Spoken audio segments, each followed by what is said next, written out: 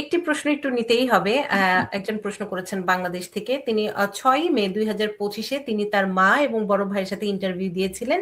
তার মায়ের এবং বড় ভাইয়ের ভিসা হয়ে গেছে কিন্তু তারটি হয়নি। প্রশাসনিক প্রক্রিয়ায় ছিল।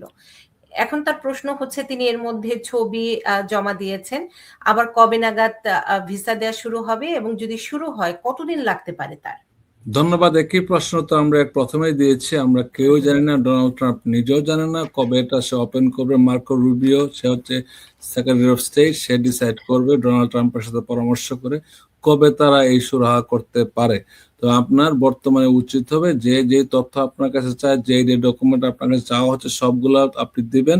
তা আপনি অ্যাহেড অফ দ্য গেম থাকলেন এবং আপনাকে যখনই তারা লিফট করবে এই সাসপেনশনটা, তখন আপনি হয়তো ফার্স্ট অন দ্য লাইনে থাকবেন। যদি আপনার কোনো সমস্যা না থেকে থাকে বা আপনার মেডিকেইডের বা আপনার যে পাবলিক চার্জের কোনো সমস্যা না থেকে থাকে।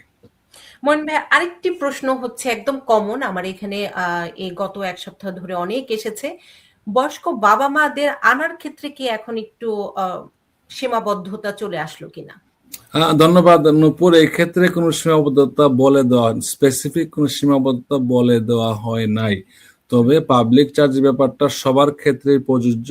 এটা হতে পারে বয়সের কারণে, বয়সের ভারে জর্জরিত, কেউ হতে পারে অসুস্থতার কারণে আসতে পারবে না, কেউ হতে পারে এখানে যে থাকে তার স্পন্সর দুর্বল। সবকিছু বিবেচনা করা হবে। একমাত্র বয়সটাই বিবেচ্য বিষয় না। বয়সের সাথে শিক্ষা, দক্ষতা, কর্মক্ষমতা, তার স্পন্সরের যোগ্যতা, তারপরে তার অ্যাসেট, ইনকাম, তার যে স্কিল কিছু ছিল কিনা বা তার অতীত অভিজ্ঞতা, সবকিছু বিবেচনা করা হবে। শুধুমাত্র বয়স্ক বাবা বিষয়টা আমি এইভাবে বলবো না। এবং কেস টু কেস ভ্যারি করে। আপনি খুব সুন্দর করে অবশ্যই কেস টু বলছিলেন কেস যে ভ্যারি করে। প্রতিটি কেসের এবং দর্শক আমরা এই অনুষ্ঠানগুলোতে খুবই সাধারণভাবে তথ্য দেই।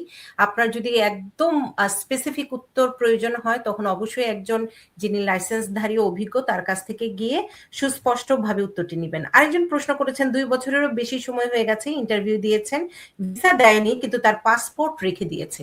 কি করণীয়?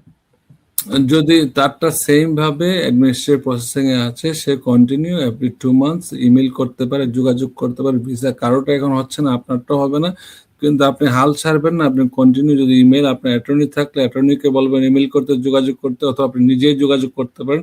অনেক ক্ষেত্রে ছোটখাটো ক্ষেত্রে অ্যাটর্নির প্রয়োজন হয় না, নিজেরাই যোগাযোগ করতে পারেন, তারা আপনাকে জানাবে যখনই লিফট ওপেন হয়। এবং দর্শক আমরা কথা বলছি অ্যাক্সিডেন্ট কেসেস এবং মেডিকেল ম্যাল প্র্যাকটিস মামলা মিলিয়ন ডলার ক্ষতিপূরণ আদায় করে দিচ্ছেন অভিজ্ঞ আইনজীবী অ্যাটর্নি মঈন চৌধুরী। মঈন ভাই একটু আমাকে